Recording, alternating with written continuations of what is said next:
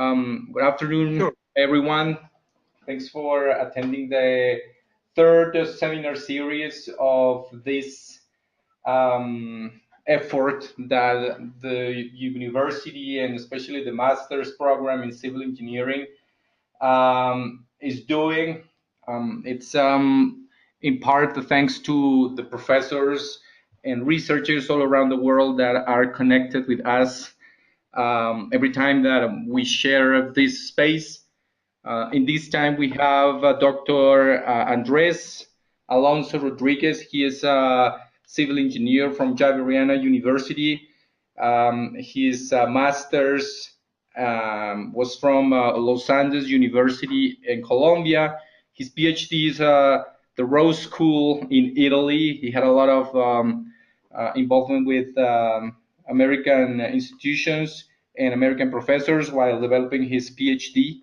And right now he's a postdoctoral fellow at the University of Leeds in England. So, Professor Andres, have a go, please. Hello. Thank you. It's a pleasure to meet you all. Really, it's an honor to be part of this series. Well, this is the topic we are going to. Oh, sorry. Well, I guess we can begin with that topic. It's not the proper introduction, but I guess it's going to be a mouth opener.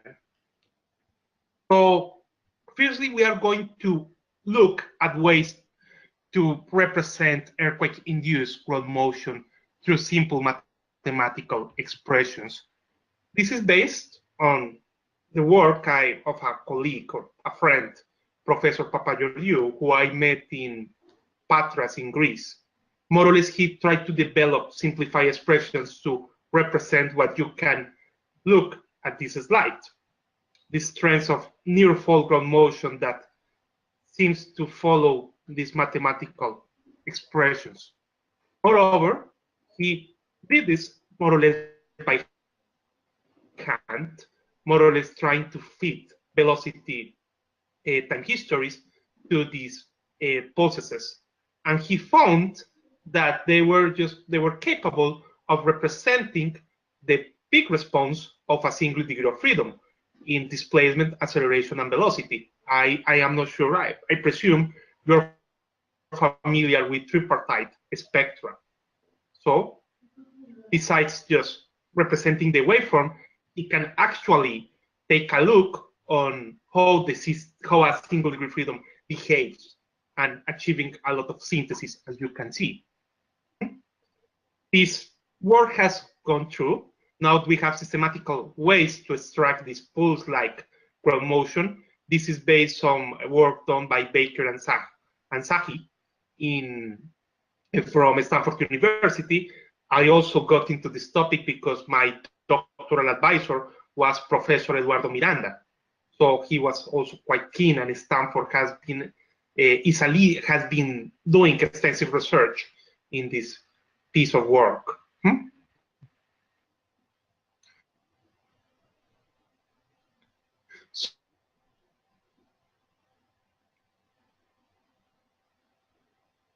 So, Mavro second.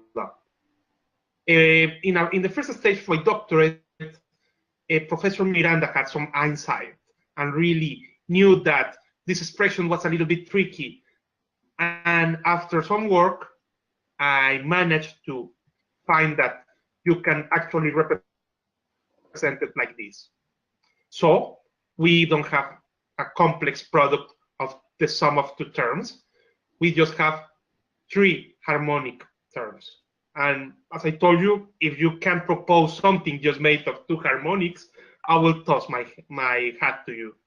But just it's quite amazing to be able to represent the main features of ground motion just by considering three harmonics, sine and cosine, sine in this case, expressions. So personally, the MP wavelet has more or less graduated as the best way for this purpose of representing near-fall ground. This is extensive work done by Greek researchers. One leader is Professor Nikos Makris. He's really a good acquaintance as a colleague.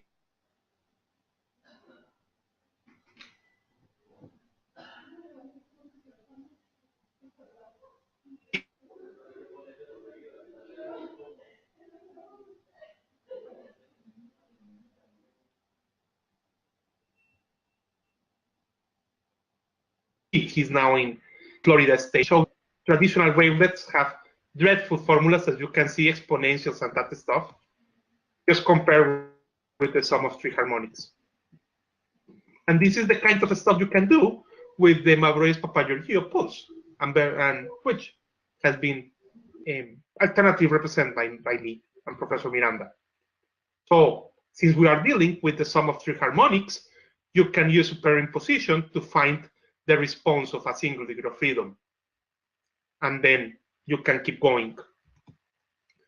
So this is work I am currently doing.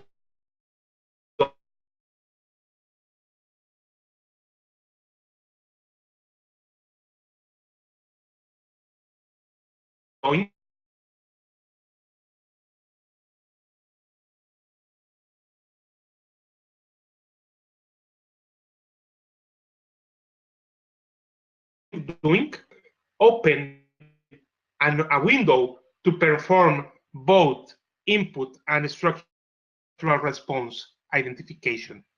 So this is traditional wavelet reconstruction theory. We can get spectrograms and more or less find what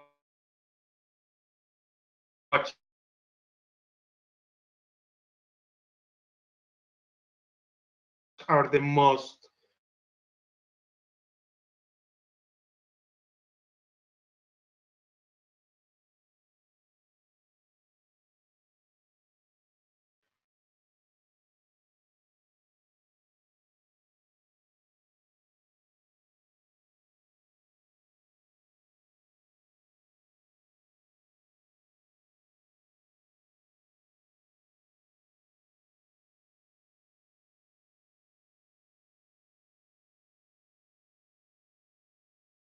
represents what I am. Federico, are you there? We're here. We're having a little problem. We're having a little problem with sound. But you can continue. You can continue. Oh, okay. Well, but did you manage to get all this small presentation I just showcased? Hello? Andres, can you repeat that, please? We experienced problems sure. with sound and it's The one, going away. I just wonder if you managed to understand and see what I just presented, this small 10 PowerPoint slide presentation. Yeah, we got you. We got you. Unfortunately, you know what? We lost at some point the last 5 or 4 slides. We lost count to Okay. So the last 4 slides because for some reason we lost sound. okay. So more or less, I presume you got up there. Yes. Exactly from there on, we got you, and then from exactly that slide, we lost sound. Oh, sure. Okay, so I'm going to repeat from that point. So what you are seeing is a parametric study that Professor Nikos Makris did. He's currently at the Florida State University, and at that time was highly involved with this pulse-like behavior of near-focal motion. He more or less qualified how did different ways to represent this near-focal motion will compare against each other, and he found the Mavrois and Papagorgio wavelet got the best results. So at this moment, it is widely recognized that it's the most appropriate pulse wave like trait to use for identification of what happens to near-fall ground motion. To put you in context, near-fall ground motion is usually accepted up to 20 kilometers from causative faults. But still, there has been some recordings, and there are cases when pulse-like traits have been observed even hundreds of kilometers. The most famous case is the Brand-Nasia 27. So are you hearing me well? Yeah, it's improved. We can hear you better. Okay, so as I told you, there are another ways to represent these pulses, but if you see the mathematical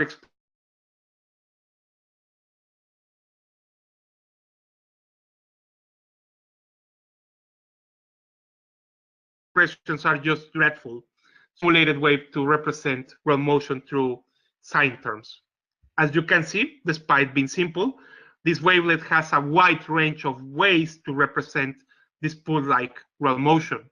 So you have unsymmetrical, non-symmetrical, inverted phase, anything you can show can be adjust. It's quite a versatile, it's quite adaptive a signal that you can use to represent near-fall ground motion. Most interesting, since we are just dealing with harmonics, it is possible to compute in closed form the response of a single degree of freedom system, as you can see in this slide. This raises another interesting option that we can also characterize the response of structural systems when they are subjected to this kind of wavelets. And maybe we can work on derivative wavelets based on the basic ground motion input. So this is quite interesting. You just can you are not required to, or you are not limited to record a single pulse trait, a single pulse feature in ground motion. You can look at a wide array of possibilities, identifying secondary pulses. And this is what I'm currently doing to here in the University of Leeds regarding this topic of pulse-like motion. So I hope you got a little bit of introduction around this topic. We are going to revisit it in the largest presentation. Now this is the main topic I would like to present when we are going to study the behavior of buildings through continuous functions, to really formulas that can allow us to systematically assess and inquiry the behavior of large building portfolios. So what is this purpose, really?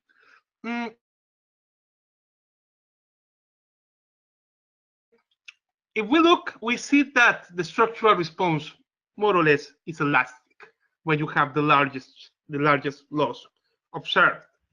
What is that? Well, because our contents and our non-structural elements have a huge behavioral gap. If we look at inter-story drift ratios, which is the most common accepted way to assess damage induced by earthquakes or by ground motion induced by earthquakes, you find that the threshold of damage is between 8.8% to 1.2%. That is more or less when you observe structural damage. Yet, for non-structural elements, the threshold at when you begin observing deterioration, so more or less you are expected to have lost the largest value of your building before the structural system begins to observe damage. And add to that accelerations.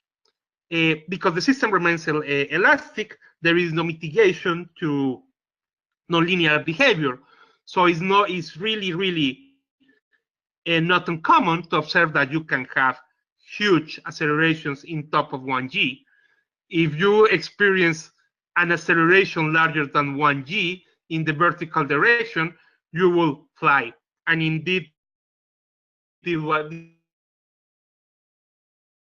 has been documented in the latest decade of the 19th century, when British officials report back that they saw rocks jumping during the earthquake, and was precisely because acceleration was in excess of 1g. At that time, they thought they were drunk, but later we came into the realization that they were right.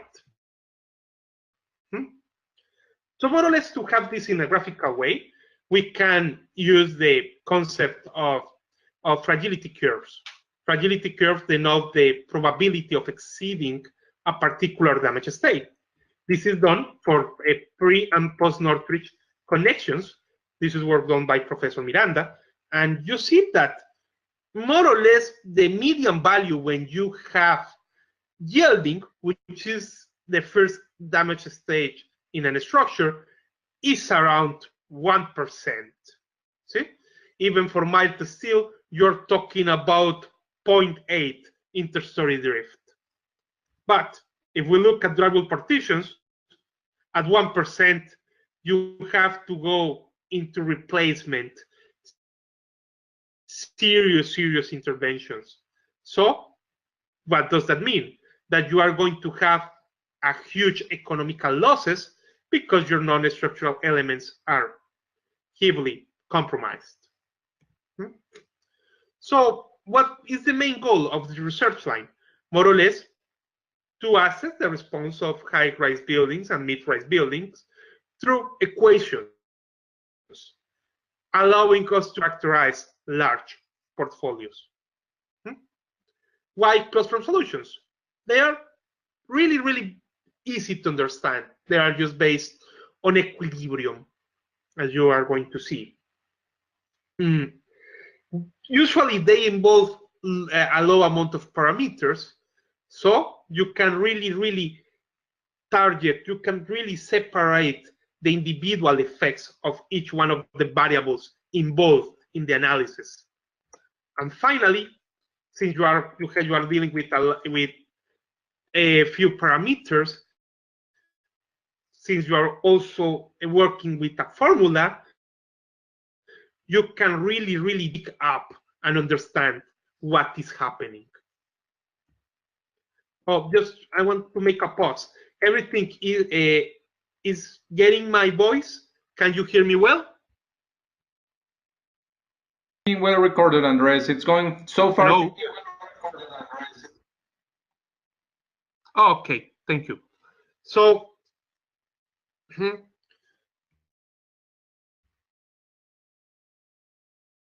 so the first step is that a simplified representation of the system. This, we can sort this out. We already saw the pulse-like behavior. As you can see, this is not new in earthquake engineering. This is some details on Papagorgiou's work, more or less. We are revisiting, you already knew that. This is the basic structural model that we selected in the first stage, my doctorate, to do this kind of analysis. And as you can see, it's defined by 3 parameters. So in total, you have 7 parameters to represent both the ground shaking and the structural response. So this is one of the parameters. More or less, it relates to what kind of behavior do you have if you deform like a shear in a shear type or on a flexural type of beam. But the relevant stuff is what it does really represent. So a low value of this alpha parameter is going to represent wall buildings, while a large value, real terms, close to 30, is going to represent frame buildings. And moreover, values in between can represent a wide array of structural configuration. Among them, brace buildings, dual system buildings, lot lot of ways to assess this. So the good thing is that the mode shapes of this model have a formula. You can compute the modal participation factor like that one, like through that formula. We have an analytical expression for that, but it's just really dreadful. So I avoided to putting it right here. And since ground motion is defined as the sum of three harmonics, you just can use superimposition for a single mode analysis and then run over for several modes. So just superimpose, you can build on that systematically. So now we can take a look at the effects of the number of modes. So as you can see, first, just a single mode response is a disaster. More or less, the simplified processes, you can think about 3 modes. But the hard point is how a single mode response really underperforms to even assess in the most simplest way both interior drift and peak floor acceleration. So the question is, why are we using a single degree of freedom based intensity measures like response spectra? So we can make a proposal. We can collect the peak responses along the building height and then mental period, and really generate what is called a generalized inter-story drift response spectra, which was Professor Sinanakar in 2006. So really, we can look at ways to more or less qualify what are the properties of ground shaking based not on these lollipop models, which closely what is a building. And then we have the acceleration response. Matching the peak acceleration response is more challenging, of course, because you have the non-coherent ground motion, but of what is happening, and that's quite valuable, even finite element models analysis. So I guess we can agree that it is possible to use the simplified analysis of of buildings coupled with a simplified expression for assessing ground motion to really get meaningful results, and that's quite amazing. Afterwards, I need to get more work to get graduated, so we began to inquiry and ask ourselves what happened when you have non-uniform stiffness along height. As you know, you curtail the base shear capacity with height and the shear capacity of the building along height just for economical reasons, and thus induces a change on stiffness. So, well, I just heard a beep. Can you hear me? So far, so good, Andres. Perfect. That's awesome. So, first analysis were based on simplified models. As you can see, this isn't really new. It has been really since the even before the dawn of earthquake engineering in the 50s. And then we have this solution by Jacobi Elak, but the problem is that he considers zero stiffness at top, and of course that's unrealistic. You don't have vanishing beams. So in the first stage of my doctorate, I found a solution that could accommodate for finite stiffness at top. So the first thing that we have to inquiry and solve was what you observe in buildings. So we did a simplified analysis of a building, considering a response spectrum model analysis, which is what everybody does now. And then we compute how the shear along height changes, and you can see you can have a decent fit with a parabolic trend. So we selected this trend. We construct and we develop solution will be get if we pose this variation problem. We found expression for most shapes, and we found the model characteristic equation which yields the whose roots define the vibration frequencies and the model parameters. So then we inquire in a systematic way what happens. And the first thing is that effects on mode shapes are quite mild, but they are quite wild on derivatives on mode shapes. And you say, well, what is important? The problem is that drift demands are conditioned by the derivatives of mode shapes, more normalized by the modal participation factor. So more or less, this is telling us that the interstory drift demands along height are going to vary quite widely if you don't account for the variation of stiffness. So the problem, particularly, is that drift demands can become even uniform along height. So this idea that inelastic demands and plastic yielding just lumped at the base of the building is rather tenuous at best. For higher modes, effects on mode shapes are larger, but definitely on mode shape derivatives are far worse. And worse, they clump in the upper on the upper third of the building. So they could lead to unexpected yielding at the top levels. We more or less assessed what are the behavior of real buildings. This is based on the SAC 20 history building. It wasn't built. It was commissioned to test the new proceedings of the new rules of design adopted after Northridge earthquake within the SAC framework. But it was this building was commissioned to a really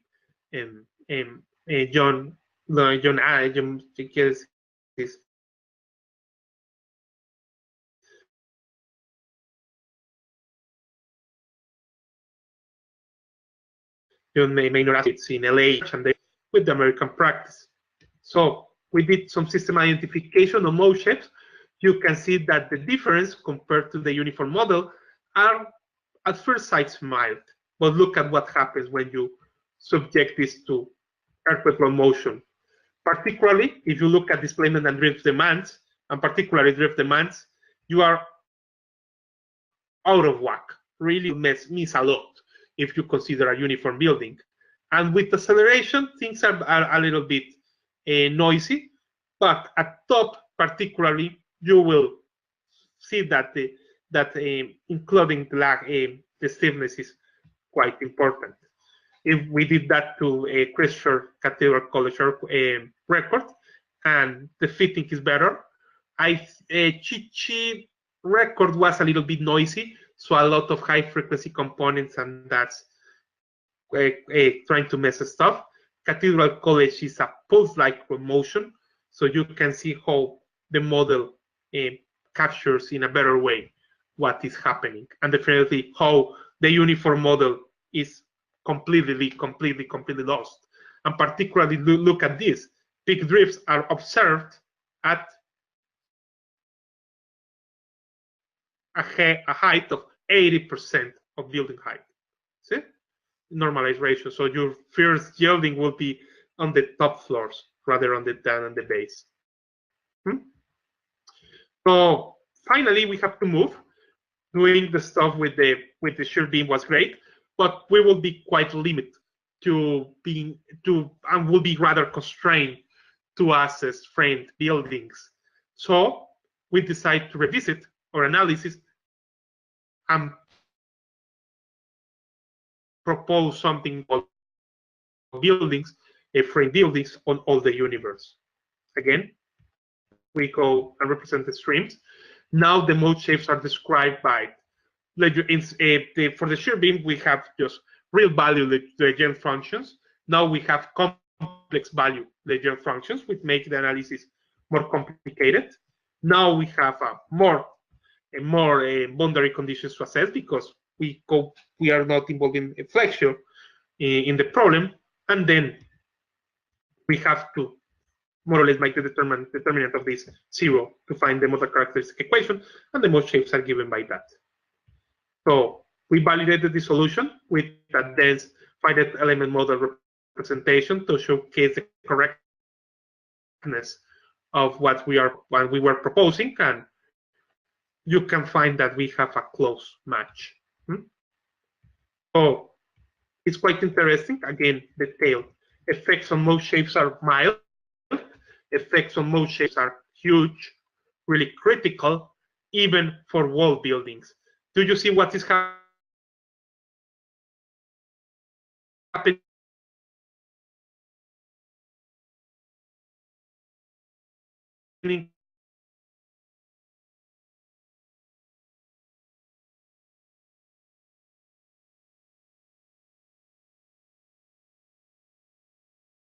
at the top levels? Overhead by weight. So the question is that the effects on the drift in acceleration demands could be important rather in the last third of the building, but definitely the critical stuff is drift demands. So we also try to showcase how this can be useful in the context of engineering, and the most straightforward is to do system ID. So more or less, we have some time histories recorded along height, usually displacement and accelerations. We minimize the square root difference between both ground motions, and we have to propose a way to make them comparable. We went with just the maximum. There are a lot of ways to do that. Or since our objective wasn't to do a proper system ID, but rather just to see if the thing worked, we really didn't put much emphasis on that. Still, results are quite amazing. So this is the acceleration time histories. I guess there is a close agreement. This is displacement, and this is drift. This is interstory drift time. And the best part is the response spectra within the buildings. This is called floor spectra. More or less, you take what you record in a floor to reproduce what you get. This is 2% damped floor spectra, so this is quite an acid test to see if the thing is working and is doing a decent job. So, as you can see, this is a new framework that we can explore. I really invite you to follow research and work about this, because it's really quite interesting and will be quite great to reproduce this work for Colombian buildings and Colombian ground motions. Thank you.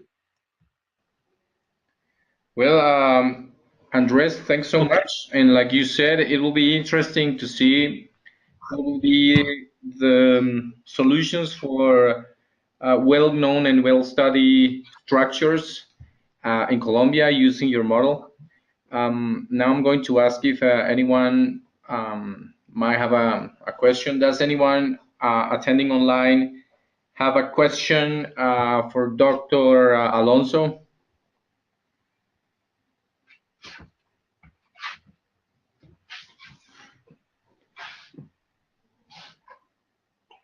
All right, then, Holmes, do you have a question? Might be wrong. Well, Andres, thanks so much for your time, for your presentation. Congratulations on the results of your research. As I can see, it's really getting there. And I hope we can have you in the near future live here at Javeriana University, sharing extra findings on your research. well, I have to make some some clarifications. And this is research done during my doctorate.